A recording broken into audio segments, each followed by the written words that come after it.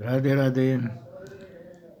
Readings from Bhagavat Purana with a commentary of Vishwanath Chakravarti Pad called Sarartha Darshini.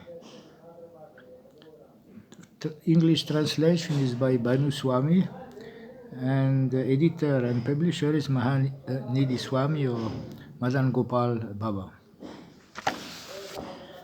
28th chapter, Krishna rescues Nanda Maharaj. Shri Badarayanir Uvachai Kadashyam Nirahara Samabhyarcha Janardanam Snatum Nandastu Kalindyam Dvadashyam Jalam Avishat. Shri Badarayani said, having worshipped Lord Janardan and fasted on the Ekadashi day, Nanda Maharaj entered the water of Kalindi on the Dvadashi to take his bath. Commentary by Vishwanath Chakravarti Thakur. This chapter describes Varuna's kidnapping of Nanda and his prayers to Krishna. Hearing about this incident from Nanda Maharaj, the coward man became very surprised. Krishna then showed them Goloka Vrindavan in the spiritual world. Shukadeva Goswami tells this pastime of Krishna forgiving Varuna for his offense because he remembered it while narrating the story of Krishna forgiving Indra. Text 2. Tam grihit vanayad brityo varunasya suro tikam avagya ya surim vela pravishtam udakam nishi. Because Nanda Maharaj entered the water in the dark night, disregarding that the time was inauspicious, the demoniac servant of Varuna seized him and brought him to his master. Commentary.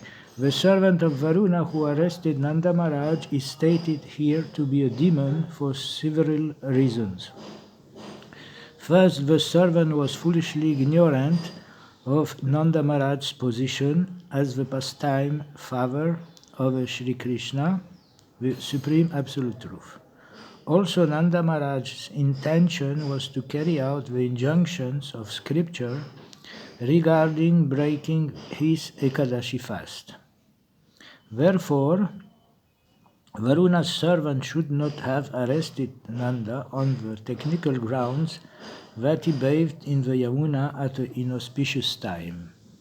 Later in this chapter, Varuna himself will say, Ajanata mamakena mudena. This was done by my ignorant servant, who is a fool. Text 3. Shukrushu stam apashyantam Krishna rameti gopaka bhagavans tad upashrutya pitaram varunaritam tad antikam gato janam svanam abhaya do vibhu. O king, not seeing Nanda Maharaj, the coward man loudly cried out, O Krishna, O Rama! Lord Krishna heard their cries and understood that his father had been captured by Varuna. Therefore, the Almighty Lord, who makes his devotees fearless, went to the court of Varunadev. Commentary. Several coward men accompanied Nanda Maharaj as guards when he went to take his bath at night.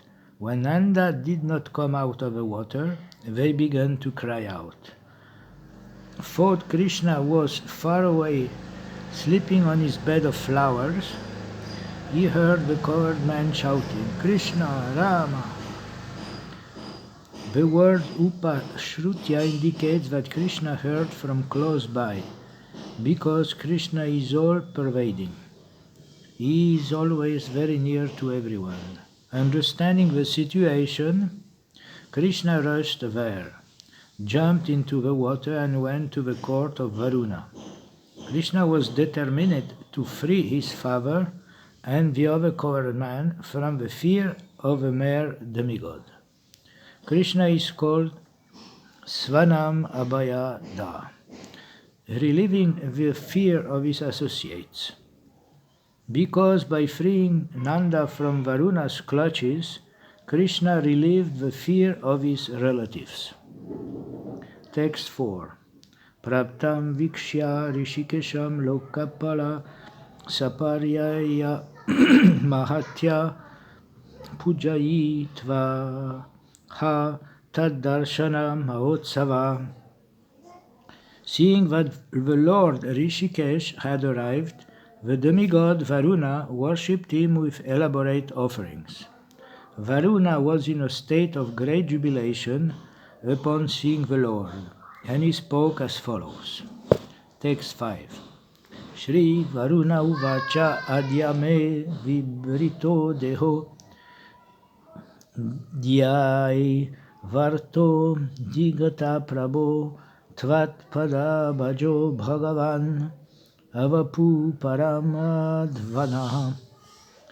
Shri Varuna said, "Now my body has fulfilled its function. Indeed, now the goal of my life is achieved. O Lord, those who accept your lotus feet, O personality of Godhead, can transcend the path of material existence." Commentary. Varuna said, "All the thousands of bodies which I have received till now have been useless because in all those lives I did not see you. Today my body has become successful."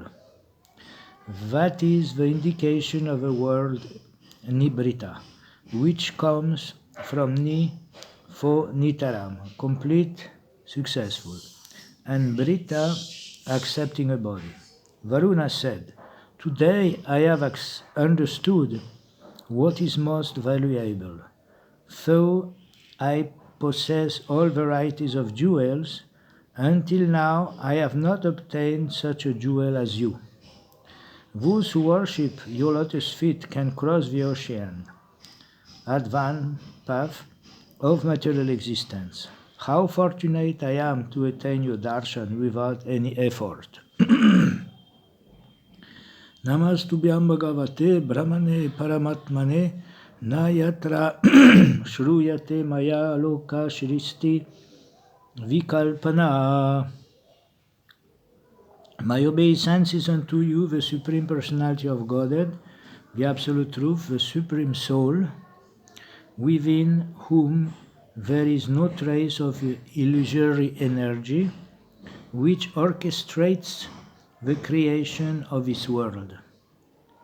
Commentary. Varuna said, "You are approached by the three paths of bhakti, jnana, and yoga. I pay my respects to you as Bhagavan, Brahman, and Paramatma. Those who claim that these realizations are tinged with Maya are wrong. These realizations are not touched by Maya, which makes the various things of this world. Loka Shristi Vikalpana." Text 7.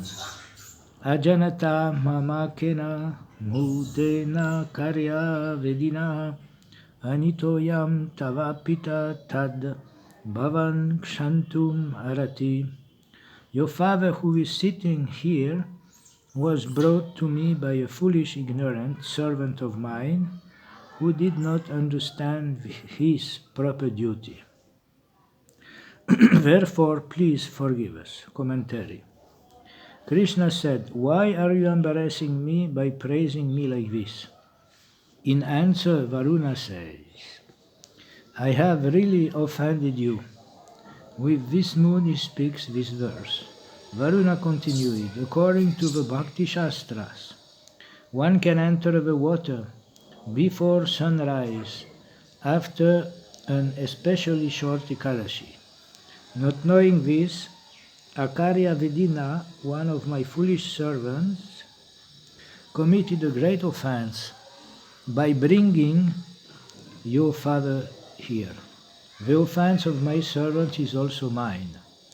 Pointing with his hand, Varuna showed Nanda seated on a jeweled throne, which Varuna himself had offered in order to worship Nanda Maharaj, who was internally engaged in remembering Krishna, his own worshipable deity.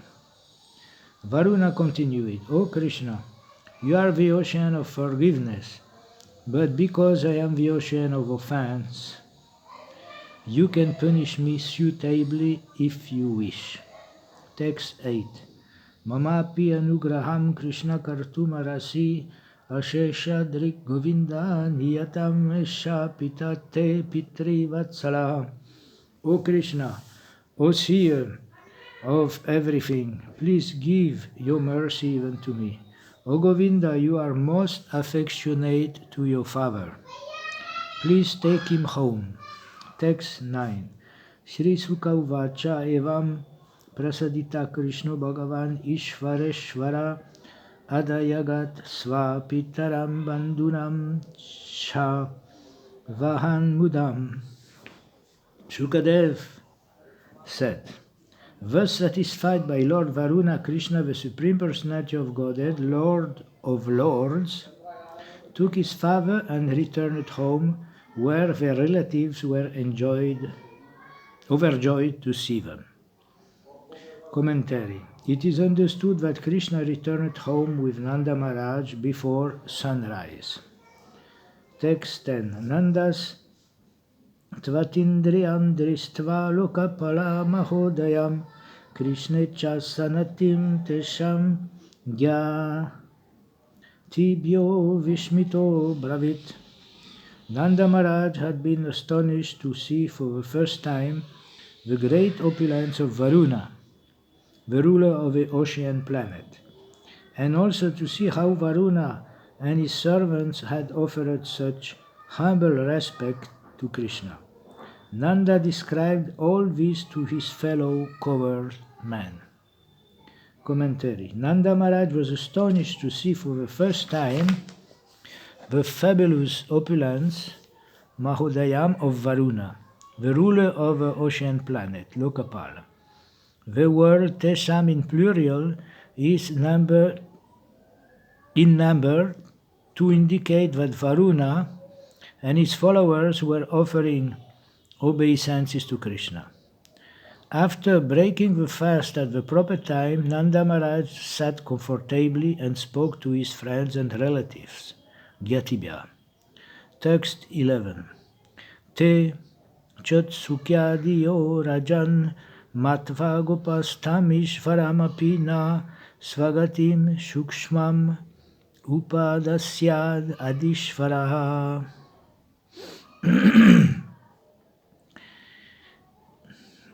Hearing about Krishna's pastimes with Varuna, the coward man considered that Krishna must be the Supreme Lord, and their minds, O king, were filled with eagerness. They thought, will the Supreme Lord bestow upon us his transcendental abode? Commentary. Realizing that they were in fact dealing with the Supreme Lord, the coward man became eager to know if Shri Krishna would take them to his own transcendental abode, Svagati, Vaikuntha. The coward man said, O Nanda, previously you told us that Garga Muni had said that Krishna was like Narayan, but not identical to Narayan. But now we have concluded that Krishna is God by directly hearing Varuna praising him. We think your son Krishna should fulfill the desires of your friends in this material world, because besides being the Supreme Lord, Krishna is also the son of our brother, the son of our sister, and the son of our daughter. We love Krishna and he loves us. Krishna said, O coward man, please take whatever you desire from the Supreme Lord. One coward man said, we should take liberation. Another said, let us become residents of Vaikuntha. If Every coward man had a different desire. Although the coward men were seeing Krishna as God, it did not even slightly diminish the intimacy of their relationship with him. However, that was not the case with Krishna's father, Vasudeva, and his friend Arjuna, whose affectionate relationship was disrupted by observing Krishna's majesty, Aishvarya.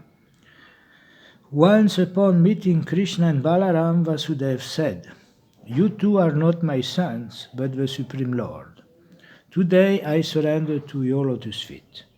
After seeing Krishna's universal form, Arjuna said, "Oh my Lord, please forgive me for whatever I spoke. Think of you as a friend." Text 12.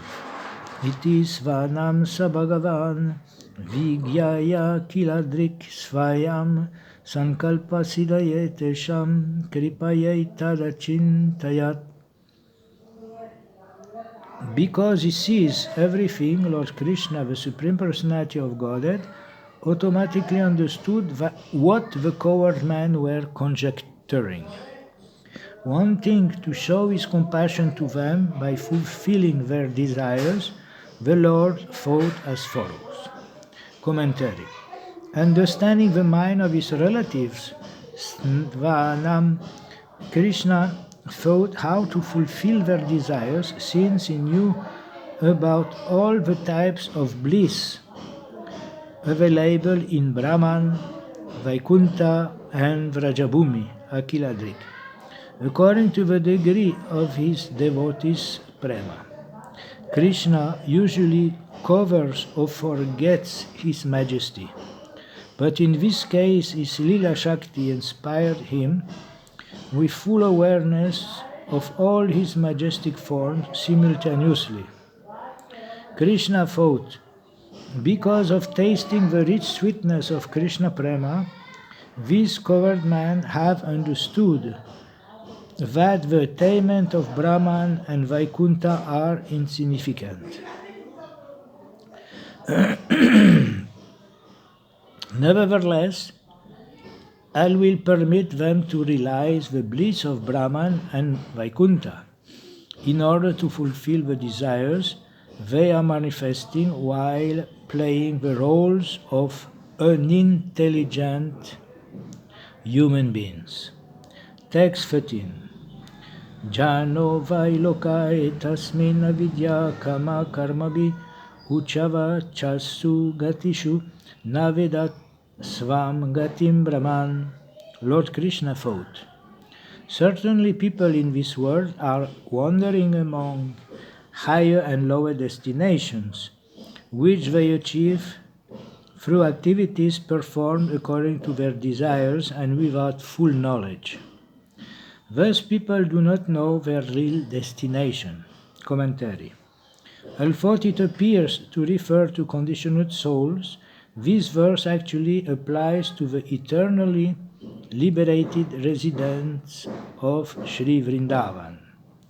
Krishna thought, all the desires and actions, karma karmabi, of my father and the Vraja-vasis are solely dedicated for my pleasure. Seeing me as their helpless child, they are completely unaware, avidya, that I am the supreme God of all the universes. Wandering Brahman in this land of Vrindavan, they have no knowledge of the higher destinations. In this way, the Vraja-vasis are completely unaware of their own exalted positions as my eternal associates in Sri Vrindavan Dham, Svam Gatim, which are rarely achieved by others. When my father saw the opulence of Varuna, which is only material, he then considered this Vrindavan, which is the quintessence of Vaikuntha, to be inferior to the planet of Varuna. It is just like the fool who, upon seeing the form and luster of an inferior pearl, considers a valuable first-class pearl to be inferior. Thus the coward men see themselves inferior to Varuna, and think attaining liberation and residence in Vaikuntha is greater than the unique sweetness they relish in loving me as their son. Liberation and Vaikuntha both depend on me, but I am completely independent. Nevertheless, it is seen that sometimes I am dependent on prema. Though it is evident to all, the Vraja-vasis do not recognize it. Some people become liberated and realize the happiness of Brahman. Brahma Samhita 540 says, Yasya prabha prabhavato jagadananda kuti. Brahman is the effulgence coming out of my body. Brahman is unlimited and beyond Maya. I, myself, say in Bhagavad Gita 14.27, Brahmanohi pratishtaham. I am the basis of the impersonal Brahman. Matsya says, my greatness is called the Parambrahma. Thus, Brahman, which is the all-pervading formless light of my effulgence, is beyond material perception. However, I am also eternally present in various sweet personal forms, which can be reached by one whose senses are anointed with prema. As for Vaikuntha, Padma Purana says, Mathura Mandal is far superior to Vaikuntha. Within Mathura is Vrindavan, the eternal transcendental pleasure abode of Sri Krishna, which remains unaffected even by the annihilation of the material world. The Gopal Tatpani Upanishad says, of the 7 cities on Burloka, Gopalapuri, residence of Lord Gopal, is the very form of Brahman. Gopalapuri exists on this earth just as a lotus floats on a lake. Vrija-vasis Purana says, when the universe becomes invisible at the time of devastations, only the infinite eternal non-material Vaikuntha remains, spreading its rays of blissful Brahman. Thus, though Vrindavan is far superior to both Brahman and Vaikuntha, the coward man desire to attain the experience of Brahman and Vaikuntha only because they have not seen them with their eyes. Therefore, I will now reveal this to them directly. One cannot translate this verse as follows. The Vraja-vasis who are wandering in various wombs from higher species to lower, due to ignorance, desire and action, avidya, kama karmabhi, do not know about Brahman, liberation and Vaikuntha, which will be given by me.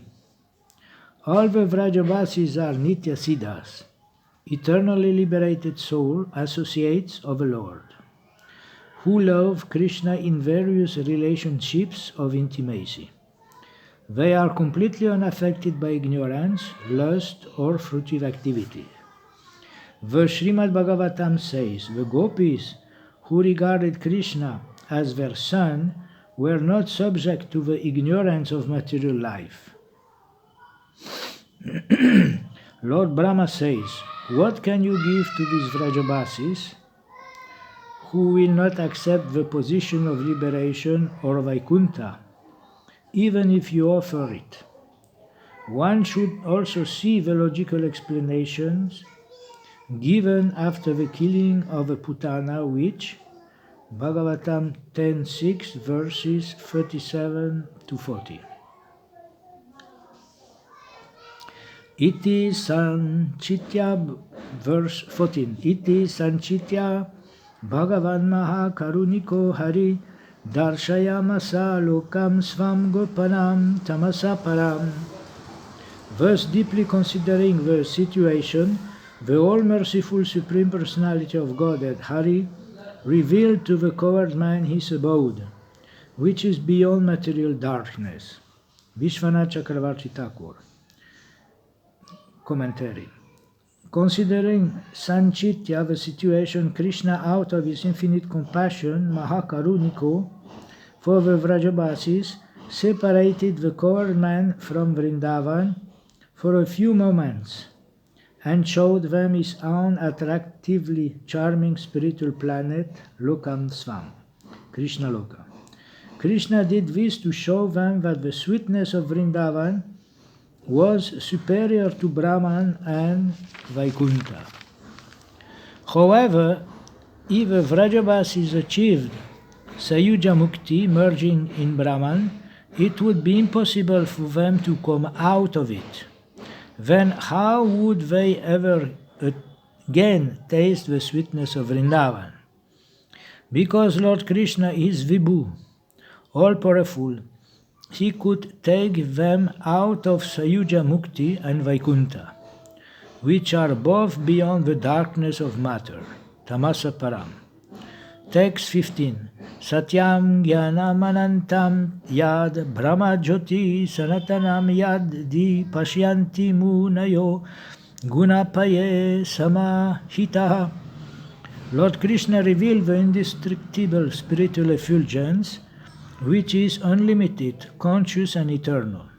Sages see that spiritual existence in trance. Sages see that spiritual existence in trance, when their consciousness is free of the modes of material nature. Commentary. Satyam means all-pervading, Jnanam means non-material, Anantam means without limit, Sanatanam means eternally perfect, Nitya Siddha. The Jnanis, Muna, who transcend the modes of nature, Gunas, see the Brahman effulgence, Brahma Jyoti, in Samadhi. Brahman and Bhauma Vrindavan both have the nature of unlimited, effulgent bliss. But the people on earth only experience the extreme sweetness of Vrindavan and not its awesome and majestic aspect, Aishvarya, due to the covering of Yogamaya. Just as a clay pot conceals a lamp shining within it, Krishna revealed the Brahmajyoti far beyond the material world, and not the spiritual effulgence manifested within Vrindavan on this earth planet. The form of Bhagavan Shri Krishna is much sweeter than the impersonal Brahman, effulgence. This is confirmed by the realization of Atmaramas, such as Shukadev Goswami. For the form of Bhagavan is also all-pervading, he appeared localized in a form of medium-sized, human-like. Though Bhagavan Shri Krishna is free from the 6 transformations of material nature, he seems to undergo birth, growth, and so on. Bhagavan is free from the 6 material disturbances of hunger, thirst, and so on. Yet he seems to undergo hunger and thirst, perspire and become tired, express fear and bewilderment, and receive blows in battle. This is because Bhagavan Shri Krishna has unlimited, inconceivable energies. Similarly, Vrindavan, like the body of the Lord, which spreads itself through millions of universes, as seen by Brahma, is also limited and localized. The Lord says, this Vrindavan spread over 5 yojanas is like my body. And for the scriptures proclaim that the moving and non-moving entities of Vrindavan are free from the 6 material disturbances, hunger, thirst, lamentation, illusion, old age, and death, one sees, to his astonishment, that the men, animals, birds, and trees in Vrindavan experience hunger, thirst, birth, old age, want, and dissolution. Text 16. Tetu Brahma Hradam Nita Magna Krishnena Chodrita Da Drishur Brahmanolokam Yatra Kruro Dyagat Pura. The covered men were brought by Lord Krishna to the Brahmahrada, made to submerge in the water, and then lifted up.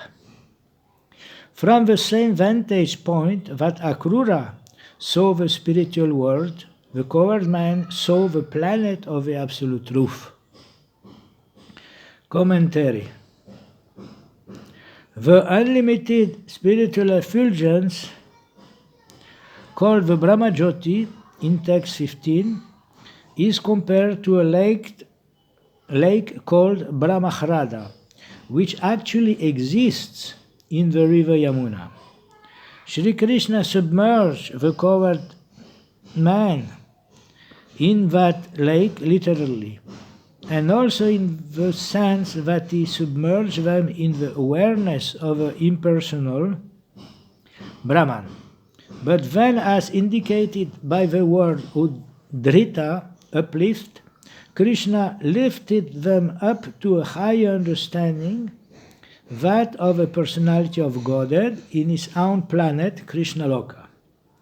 This is also stated in the Bhagavatam. Lokam Vaikuntam Upaneshyati Gokulam Sma 2:731.